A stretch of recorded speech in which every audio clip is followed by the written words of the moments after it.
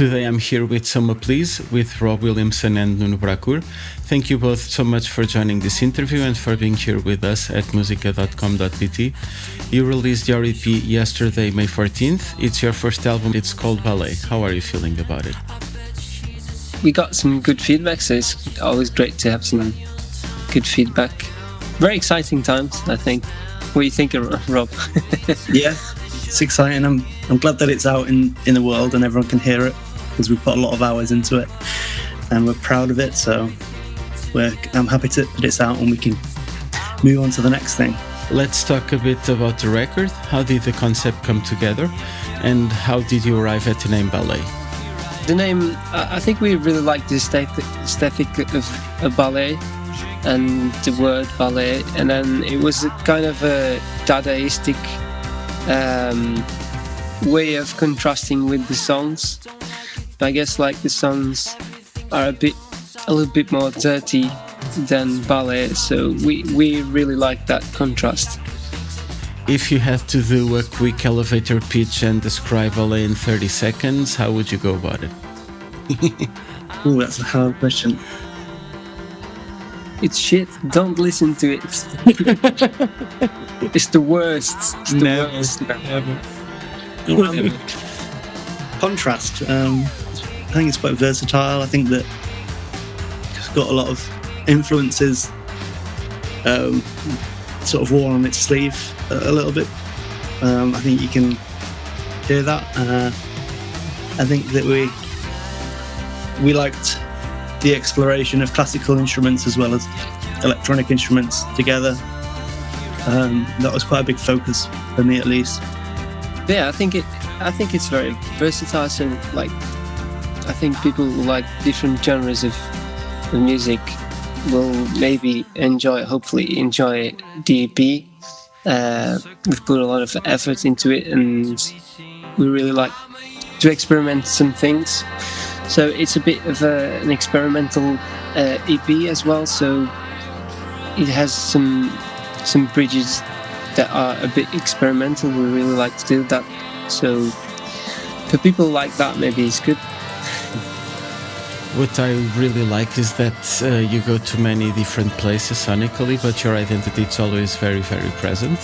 It always sounds like Soma Please, and for a first record, it feels like very solid and very well put together, so congratulations. What's your favorite moment, or what are your favorite moments on the album? For me, one of my favorite moments is in I'm a Fan, like the little instrumental part.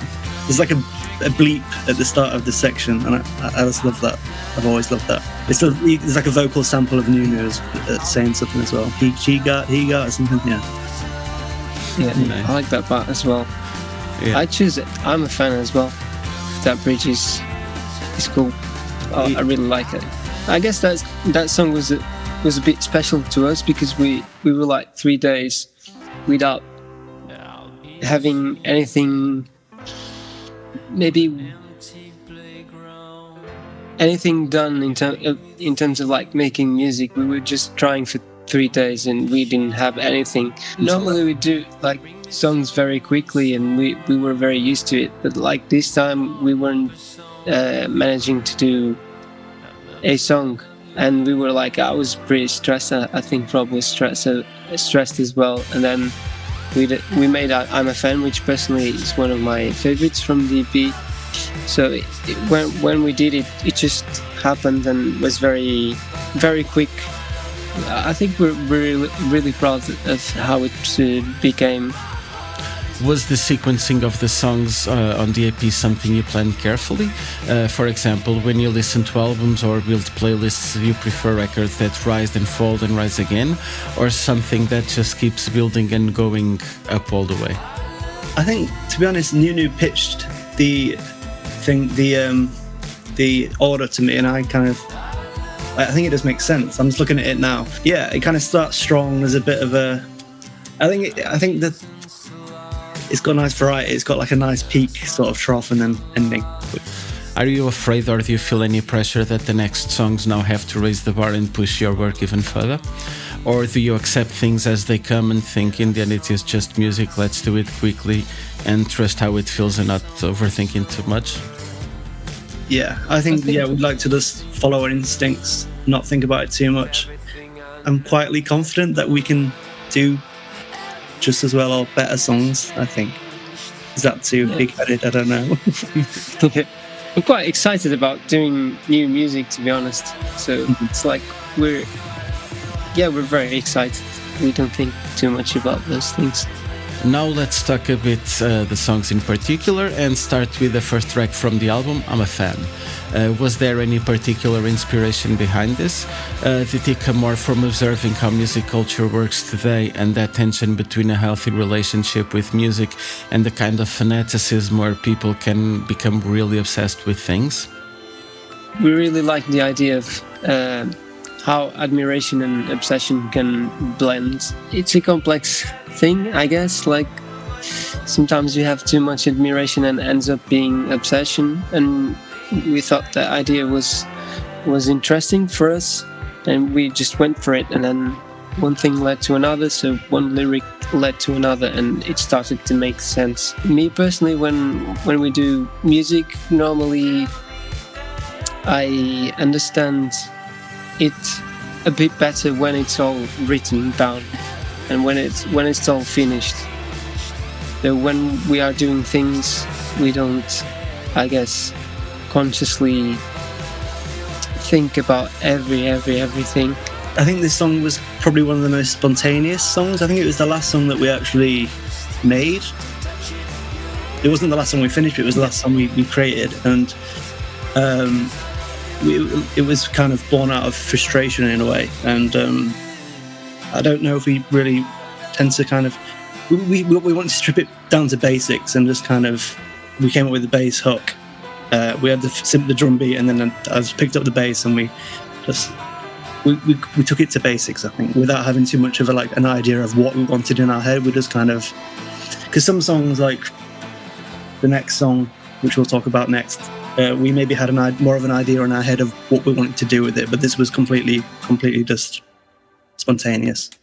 And how did Julien Barbagallo end up on this track? How did you find him? Was it more a case of him finding you guys? We found him. Well, we're like huge fans of Tame Impala. We always have been. I think it was probably the first band that me and Nuno kind of spoke about back in the day, that our love for Tame Impala, and we love the drums. Everyone loves the Tame Impala drums. They're the best, obviously. So we were like, we followed Julien, I think, on Instagram and stuff, and we noticed that he likes to drum for remote sessions and stuff like that. So we just got in touch with him, and he was happy to help us out. I think the song really needed its identity to be really drum heavy, if that makes sense. I think it was an important part of the song, so I think that we needed to do it justice by getting somebody. So we just sent him the demos, the stems, and the drum demo, and kind of gave him free reign to kind of do what he wanted. The basic beat was there, but we would just we trust you to add fills and do whatever you want to do. But yeah, it was remote. We didn't meet him. We just sent him the stems, and he recorded it and sent them back. Okay, so let's look at Love, the second single and second track of the album. This track has been out for a few months now. Was there anything that surprised you guys in the way that people react to it? And how do you feel about it today? I guess it's our most pop song. I guess we had new people listening to our songs, like fans that like a little bit more pop and rock. And I guess like Pockets on My Sleeves, which was our first song released, was a bit more, I wouldn't say niche, but I think Love is a bit more poppy. Yeah, more experimental, yeah. I think it fits that old school indie sort of aesthetic genre a little bit more than the rest of the songs. I've got some friends that really like Love because I think one of my friends said he just likes the old school kind of indie vibe of it. I don't know, it's a bit more straightforward in that regard, with the guitars and the drivey guitars and drums and stuff. But yeah, I think it was I think it's sort of was the song that kind of represented us as a pop band the best. We were really into Elliott Smith at the time, and we wanted to do an acoustic-y Elliott Smith song, but then it kind of just became something completely different, especially with the chorus.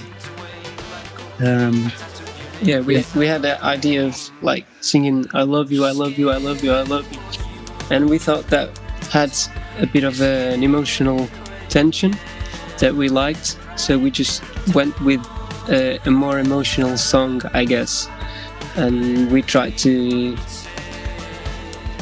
put the song a bit more emotional and go into a different direction than what we thought at the beginning.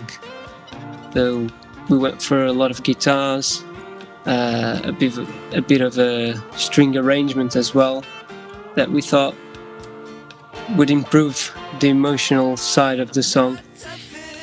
So I guess that was the first idea that we thought, okay, let's go that direction. So we really like when suddenly you go to a different direction than your first idea, because when you go to a different direction you already kind of know this makes more sense, and you're just saying, oh, okay, let's go that way, this is not the direction we want. So you kind of feel more confident certainly when you have a different direction to go, and you're a bit more excited with things as well. So I guess like the I love you, I love you, I love you made it in a sense a bit of the song. Third track on the album and the first single to be known from Soma Please is Pockets on My Sleeves. Right now it's playing on national radio and climbing charts. How does that feel for you guys? It's great. Yeah, like I don't know. Yeah, it's really good. It's cool. Very cool. I didn't expect it personally. No. I didn't expect it as well. We were really confident with the song. Like, we think it's a great song, but for it to catch on as well as it kind of has, then no, yeah, it's great though. And how did you feel when you released that very first single and started getting first reactions and feedback? I guess we were very excited, and we were like, we released this one, so the plan was always making an EP, and we didn't have everything mixed, and some arrangements weren't done as well, so we were a bit rushing for having everything done, I guess, and we were a bit more excited because we had some good feedback, so we were like, oh, good, it's good that people like it, so let's do more. Yeah, I think it gave us loads of motivation to continue and making music and stuff, which is, I think, quite important, really important, because I think we've both been in projects in the past where like we've released music and for some reason people aren't listening to it. Maybe it's not very good, maybe we just haven't marketed it very well or whatever, and it's quite off-putting. I think, not off-putting, but like doesn't fill you with confidence. It doesn't make you want to continue making music, which is sad. But with these songs, I think people really like them, and it's made us more motivated, I think. Yeah. Were you guys thinking that the song was a one-off idea, or were you already thinking, okay, we're going to build an album around this, or really just let's put this one out and see what happens? I think that we were just making loads of different music, loads of different songs. It wasn't the first song we wrote. There's plenty of other songs that probably won't ever get released, but I think it was the first one that we really knew was going to be on like the EP or was going to be a single. I don't know if we knew it was going to be an EP at that point. No, maybe we did. We probably did. I don't know. I think the plan was always like making an EP, but at the first time we were just like trying to write as many songs as possible, because I was writing again suddenly with Rob, and our influences were new, so we were kind of get used to each other as well in terms of writing. So we wrote a lot of songs that are in the driver, and I think they will not be released. So I think Pockets on My Sleeves was the first one where we thought, or maybe the first one which were very, very, very motivated, that we thought, all right, this is Soma Please, like this is good. we're going this way, so that's why it made sense for us to release it as a first single. But as soon as we had Pockets on My Sleeves, I think the plan was always making an EP, because for us, at least for me personally, it's good to release a single, but I think it's better to have a big format like an album or an EP. So exactly, it shows a bit more of what you can do as a band and how deep you can go into different sounds without being stuck to that one song, and obviously with a clearer long-term vision as well. Yeah, of course. When it comes to the other tracks of the album, track number 4 and track number 5, Alone and What's the Score, I see them almost like two sides of the same coin. One of them starts more vulnerable and lonely, while the other becomes almost epic. How did these songs came together, or how did they appear? What's the Score is actually something that I wrote like 5, 6, 7 years ago, and I wasn't in the best place at the time or something, but then Alone was like more of a recent song that we wrote together. Nuno wrote the lyrics for that. I don't know, what do you think, Nuno? Well, What's the Score was one of those songs we showed to each other when we met at Porto after the COVID. So I went to Lisbon. I went to live in Lisbon. We met at Porto by chance, because we've seen in Insta stories that we were in the same place. So we got together, we showed some songs to each other, and I think Rob showed me What's the Score, and we said, well, I really like the songs you showed me, and I really like yours, and What's the Score was one of them. So we went to Low 4 Studios, where Rob did a few sessions there as well. That's one of the songs that we worked on, as for example Pockets on My Sleeves. And then Alone, we did it at Barnet Castle, and we were a bit tired of being in the studio all day, so we just went for a walk and sat by the river, and then Rob did a progression of chords, and we did the first idea of the song in a short amount of time. It was a bit spontaneous as well. It feels great for us when things are spontaneous, so we kind of going that way more. I wouldn't say we were always like this writing. We said, let's go out of the studio and let's just do a song at the river. Yeah. So, yeah. I think that was the only song. Alone was the only song that we've wrote like just like on guitar entirely. Like wrote the whole song pretty much just there and then, and then we just like took it into the studio. The other songs we kind of record whilst writing. We kind of in the studio, we're getting things down and just kind of doing it that way, which I think sometimes is not the best way, because you lose flow of it. I think a little bit. I think if you just go the old school way with a guitar or a piano and write the whole song, I think that's sometimes a better way. But I think mixing it up is cool, to be honest. Yeah, and I think they contrast it a little bit, because like What's the Score, we just went very experimental. I remember Rob like, oh, let's put this synth and this delay and stuff, and we were like very busy in the studio. And like about Alone, it was more about what could we take from the song rather than just adding and adding and adding. So we just kept it simple on Alone. And on What's the Score, it was like a bit experimental, where we had some more toys in the room, and we just experimented. Okay, now let's talk about you guys specifically. How did you both meet, and how did Soma Please start?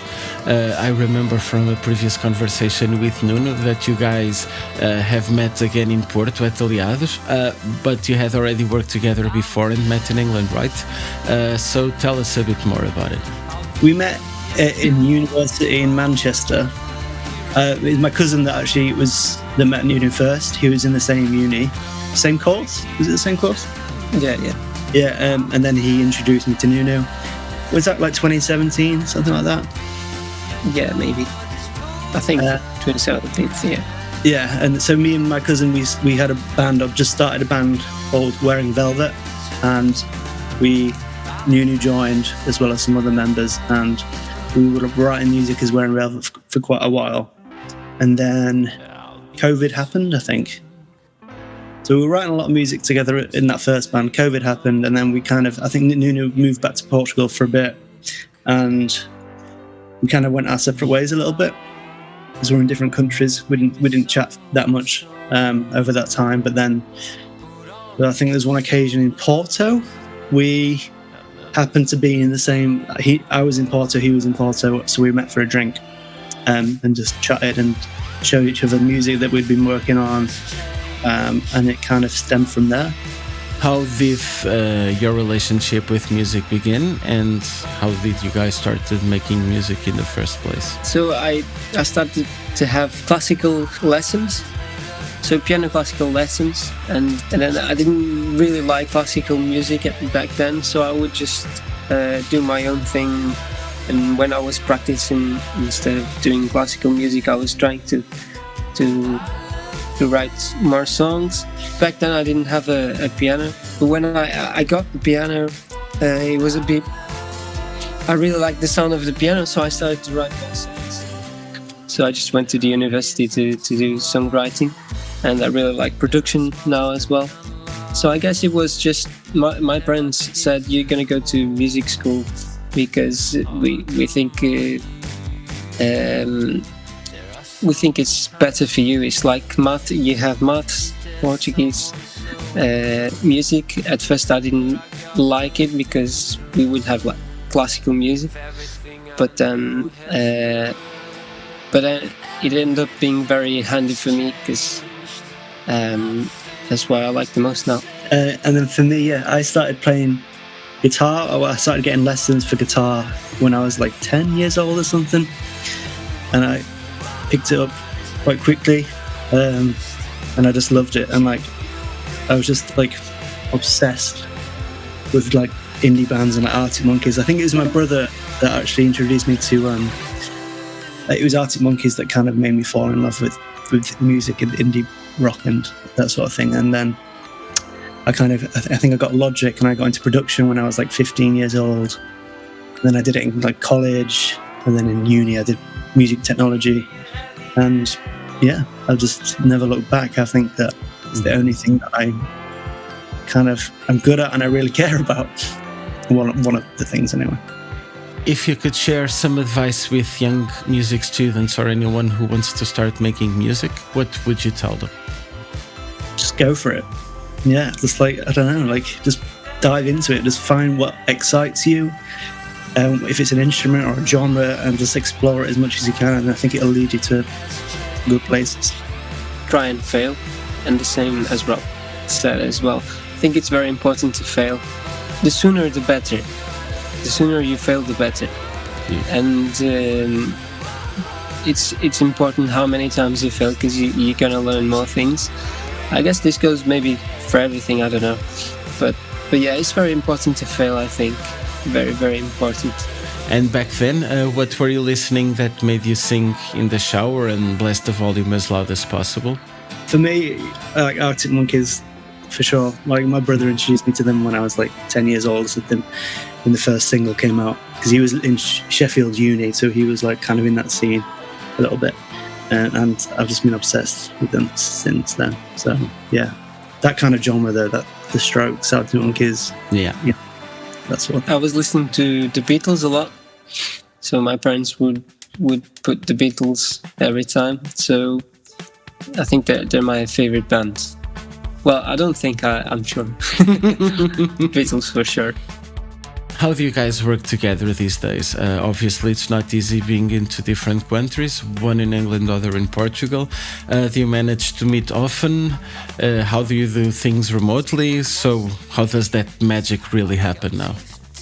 We try and see each other as much as possible. I go to Lisbon quite a lot, and he'll come to England quite a lot as well.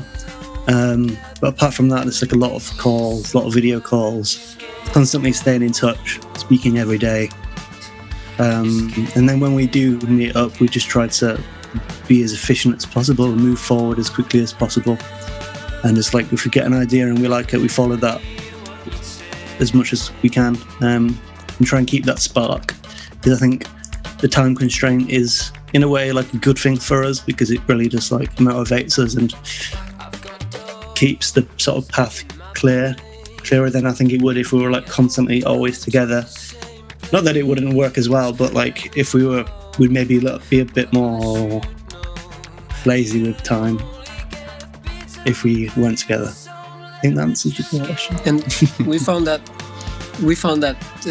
it's really important for us, at least now, to like start the song together, where we are both present in the same room, because I guess like the feedback is instant, you know, so the ideas flow a little bit better, and so as soon as we have that a good idea of the song we're gonna make, it's a bit more easier to continue working on a song remotely. So for example, we do a lot of, I think every mix was done remotely, and almost every arrangement was done remotely as well. So the little details, the technical things are done more remotely, and I guess like the genesis of the song is done when we are together, and that's really important for us. Mm-hmm. We've got a few drafts and we're kind of changing a little bit, and then we're trying to make songs not together, and then but not very finished, you know, so we could have a little bit of room to like put the two ideas of both heads, but it's been really important to be on the same room when we are together, writing the song from start.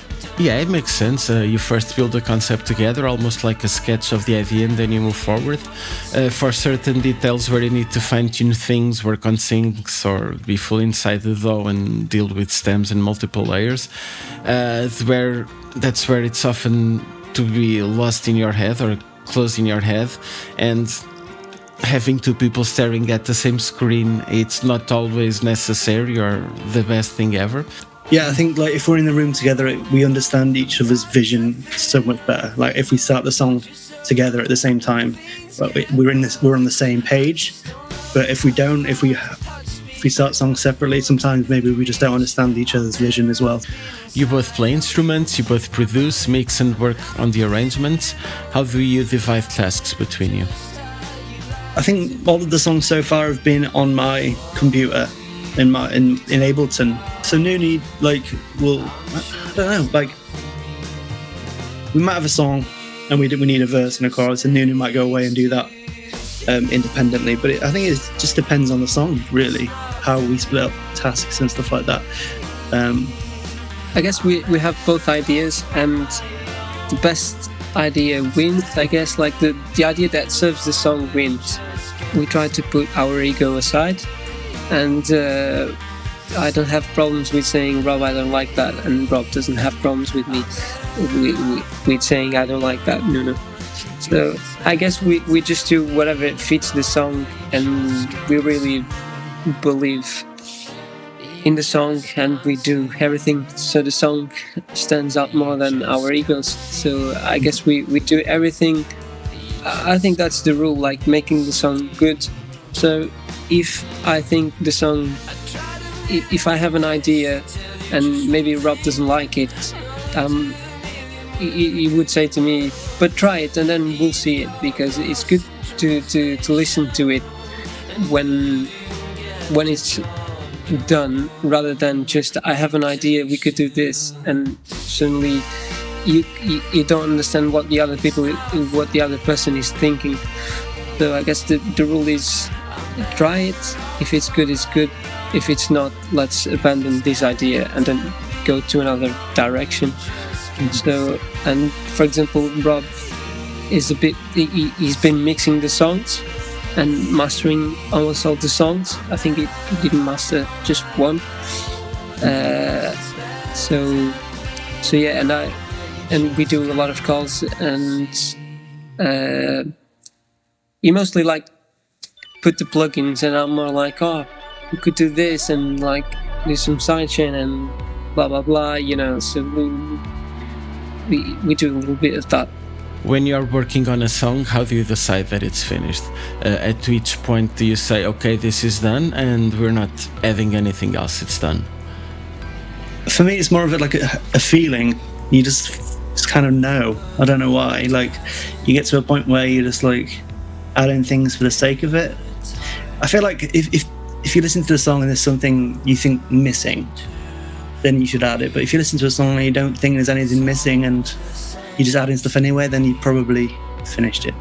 I guess it's like it's good to have deadlines, and I think the feeling not being ashamed of the song is really important, at least for me, because like when we say that a song is finished, and I don't like one thing, like. You have that nagging detail in your head, just like, but this. A bit like, I don't like this bit, or we should like improve this bit. So I guess it's like, we need to have like a deadline, because if we don't have a deadline, we could be writing a song or mixing for ages. I don't know. But I think it's good to get things done.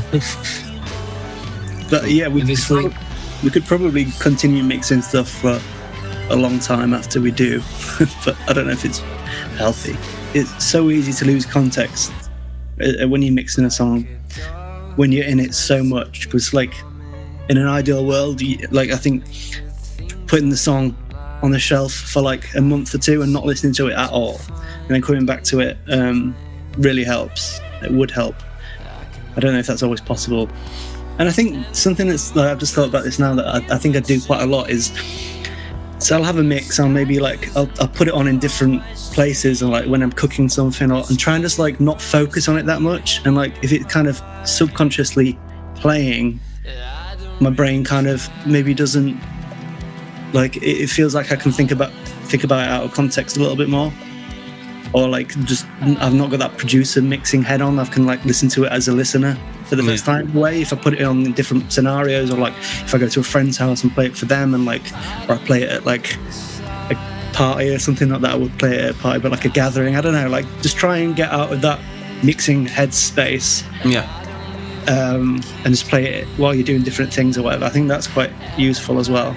When you're working on your tracks, do you usually loop the same sections over and over, or are you more practical about it? I think we do a lot. You focus like on those 10 seconds and just... I think I do that. I think Nuno sometimes have to say to me like, we need to listen to the whole song, we need the context of the whole song, because I'll just like be playing the bridge like 1,000 times in a row. But When you finish a track, who is usually the first person you play it to? Or who is the person who gives you that almost instant feedback? Someone you really trust to say, yes, this is amazing, no, do this, don't do that, or this is just terrible, do it again? Well, my girlfriend would probably be the first person I show it to. And I kind of trust her opinion. But I like, she's not like a, what's the word? She's not like a music head kind of person. But she likes music, but she's like, so I think that her opinion is quite valuable in the way that like she doesn't overthink stuff maybe, and like she doesn't listen to too many details. She listens to it more of a whole of it. You know what I mean? Exactly. And I've got other friends that are like the opposite, which is also useful in a way. Like my brother, who's really into music, it's quite useful having him. And then Rodolfo is very useful. He'll be very honest, and like we trust his opinion as well. So sometimes when I'm mixing and like I'm A-Bing between songs and stuff, and like I'll listen to like a chorus of some song on Spotify and then a different chorus of another song. She's like, she never knew at first. She didn't know what I was doing. She'd be like, why are you listening to like 30 seconds of a song, and then 30 seconds of another song, and then your song, and then 30 seconds of another song, and like I just explain, I'm just comparing it. It's just a mixing thing. Referencing, But yeah. And you, Nuno, who is the first person you send a song to? I really trust my dad. So everything I do, I send to my dad. And sometimes he'll say, Nuno, that's not very good. It's good. Because sometimes he says it's not good. I really trust him, and most of the times I agree with him. So, when you show something to a person, and you already know the flaws of what you're showing, and then suddenly you just get that confirmation. Yeah, the confirmation is good. I like to have the confirmation. With time, you kind of you don't ask so much. I always ask my dad. It's always very handy for me, and I think it gives like great mixing tips as well. And sometimes you're on your production head where we are just thinking about, I don't know, production, and then suddenly he's got some good tips about what needs to stand out more, or I don't know. That's always very helpful. And now with Rodolfo as well, is very honest. So I really like honest people, where you can show anything to a person and they'll go the negatives first. I really like that. Like, normally I don't like as much like the ones that say, "Oh, this is great, this is unbelievable," you know. So yeah, I like when people say, "This is bad, this is bad, and this is bad." And I'm like, exactly. Okay, now I know what I gotta do. You know, like, oof. Yeah. Okay, so since we're already talking about that, let's perhaps look at the final stages, mixing and mastering. Do you usually mix and master on headphones? Do you work mainly on speakers? So I mix in this room on these Yamaha HS7 monitors. They're really solid speakers. I've had them for like 10, 15 years now. It's great. And then I'll also check on like headphones. So I've got some Audio Technica headphones, and I'll check on there. So I think it's just about checking on every sound source that you can, really. Like, yeah, AirPods are a good thing to check on. I think a lot of people say if it sounds good on AirPods, it sounds great. But I don't know how much I trust that. But yeah, just check on everything you can. But I do the main bulk of the mixing on these speakers. Yeah. What kind of gear do you guys have in your studio that really makes Soma Please sound like Soma Please? What do you guys enjoy using the most? Tough question. I don't know. Like, I don't think we've got anything that we use a lot of. If you know what I mean. Like, we don't reuse. I don't know. Well, I've got like. Go on, Nuno. Sorry. I guess what makes Soma Please, I guess it's a bit more conceptual. I think because we go to different directions. But since we're talking about gear, maybe I really like the Prophet. We use the Prophet a lot. Yeah. And then we use a lot of, not a lot of, but sometimes that sequencer you have. Yeah, the analog rhythm. Yeah, that thing. Like a drum machine, analog drum machine, but it's also got like a sampler in it and stuff, and it's got like a synth engine in it. But yeah, we use that sometimes, don't we? Yeah, that's how we made pockets on my sleeves. Yeah, and I also as well. We also got into for I'm a Fan, Ableton Notes, like the little app that you can get on your phone. Yeah. And I was just like sampling Nuno while he was recording things on that and stuff. And I think that's just pretty cool, pretty useful. I think it's underrated, to be honest. I think we might use it more often. Nice. Yeah. So it's safe to assume that you're using Ableton Live for most of your work. Yes. Yeah. We everything. I think. Well, I actually mixed What's the Score in Pro Tools. Just more of an experiment, I think. I don't know why, but yeah, most of the time it'll be Ableton. I'm very comfortable in Ableton compared to everything else. But Nuno's a Logic guy. Yeah, I'm here like, oh.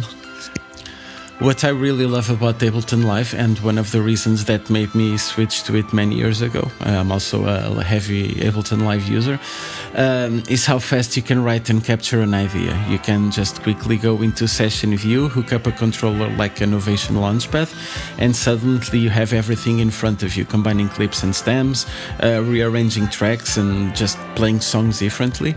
Just to be clear and worth mentioning, we are not sponsored by any brands, and no brand is really paying us to mention this here. The truth is that these setups are really powerful and useful, and they just let you do a lot very quickly. Yeah, I think it's the most intuitive software. I think it feels more like an instrument than a mixing console, or not a mixing console, but like a like a door. I think exactly. it's more of an instrument. You can play it like an instrument a little bit more. Yeah, exactly. You can just quickly put several elements together, start recording, looping, adding drums on top, and building other layers straight away. What else do you use in terms of plugins, effects? Well, I use a lot of Arturia stuff, Sound Toys stuff. That's always open. What else do we use, Nuno? A lot. We do use a lot. So we really use Decapitator and Alter Boy. Nice ones. For many things. And then I really like, I think we use it very much, LA2A. The compressor. The universal, but I think Waves has a great one as well. I'm sure there's many. And 1176 as well. A lot of things, I think. Yeah. A lot of like analog emulations of stuff. There's also some weird like creative. There's a lot of weird creative stuff that I have like plugin wise. Like there's a company called Freak Show Industries. Have you heard of them? No. It's like it just like the plugin doesn't make sense. You don't really know what it does. You just kind of press a button. It does like all this crazy stuff. But I think I don't know. Just exploring that and like finding new sounds that you've never heard before is really interesting to me, at least. We do use a lot. Going back to mastering, do you run anything through analog outward, or is it just the whole mastering chain inside the computer? I've been mastering in Ableton recently. I use like SSL stuff, like the bus compressor is on most of my masters. I use ozone limiters a lot of the time. And like what's it called? They're like bass focus or something. What is it? Low end focus. I use a lot of ozone stuff. Yeah. In terms of guitars and other instruments, do you rely on pedals and analog distortion as well? So I've got a few pedals. Like I use the JHS fuzz pedal. Like it's like a white fuzz pedal that I think is really cool. The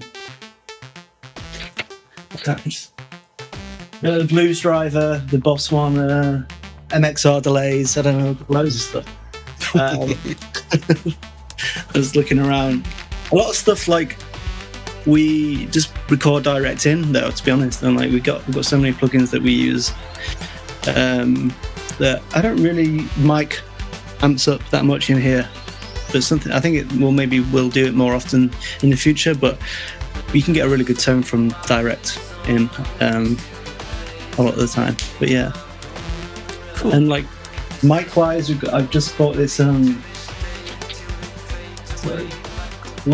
Lawton Audio LS208, which is really cool. It's similar to like the RE20. I think it rejects a lot of noise from around here. So it's a condenser, but it works quite like a dynamic, to be honest. And it's got like these inbuilt like filters, with like a high pass and low pass filters and stuff, which I think is really cool. Yeah. Friends, if you're listening to them, endorse these guys, give them gear and stuff. Yes, please.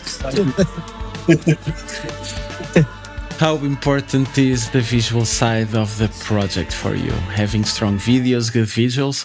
I remember from our previous conversation, Nuno, that it was important to you. You talked about translating that mix between the cold side of England and the warm side of Portugal, for example, into the coloring of the videos, into the grading. Much more blue and cold tones for English scenes and warmer yellows and intensity for Portuguese parts. How do you both look at that visual side? I think it's really important for us, to be honest.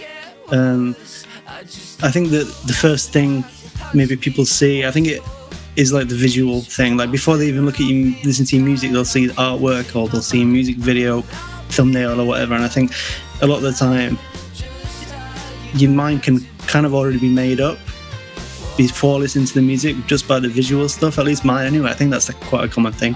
Like I don't know, I'll see some artwork and if I don't like the artwork, then maybe I won't even listen to the song. I don't know. I think it's important. I think it's really important to us. And how important is it for you guys to show this contrast between Portugal and England? Is that something you want to keep exploring in the future as well? Yeah, for us it's very important because I think that's kind of like the genesis of the band, like who we are. I think it's part of the band. Like we do music separately, remotely, and we have to like travel a lot to make this thing happen. So I guess that is part of our identity. What can we expect from Soma Please in the next few months? Shows, concerts? Do you guys have anything planned for a summer tour? We are rehearsing at the moment. Like 2 bands, one in England and one in Portugal, 2 different bands. So we're rehearsing right now. We plan on gigging in the future. But yeah, we're still rehearsing now. Cool. Yeah. But yeah, I think that's the focus for the next few months. Like, get a really good set together, and continue writing music. I think as well. We're going to get straight on with writing more stuff as soon as possible. We've got some ideas floating around that we're going to have a look at. Just continue. Just keep going. Since you use so many elements inside the computer, how are you translating or planning to translate that into your live shows? Will it be more about pedals and hardware, or just fewer effects and a more stripped back setup on stage? Well, we're trying to work it out at the minute, to be honest.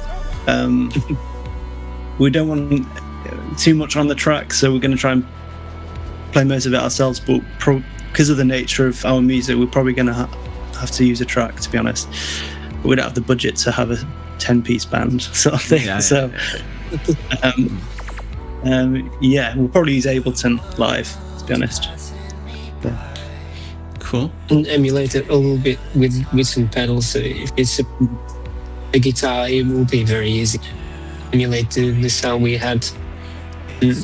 Maybe even better, because like sometimes on live it sounds a bit better, I think, in my...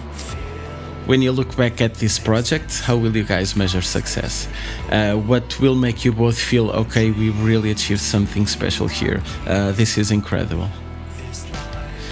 And where would you like to see Soma Please in 2 years' time? Playing live a lot more. Yeah. For sure. An easy one. Have at least 1 album released, I'd say. And proud of what we did. I think that's really important for us.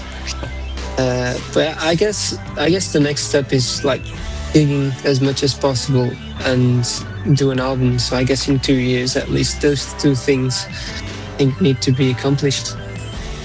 Yeah. And continue to make music and hopefully connect with people, and like people find a connection with our music. Okay, thank you so much, guys. It was a pleasure. Thank you for having us.